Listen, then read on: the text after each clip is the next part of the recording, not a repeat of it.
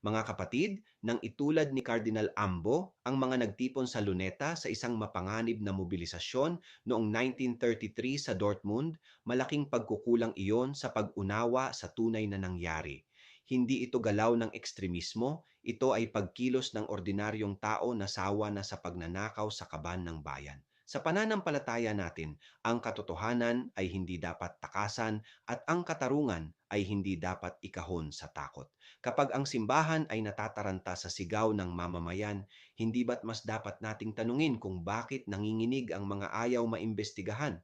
Mga kapatid, ang luneta ay hindi pugad ng karahasan. Ito ay espasyo ng bayan upang humingi ng liwanag sa gitna ng bulok na sistema. Ang paglalaban para sa hustisya ay hindi kailanman maikukumpara sa galaw ng mga nananakot ng demokrasya.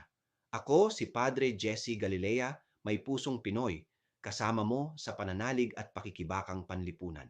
Hanggang sa muli mga kapatid.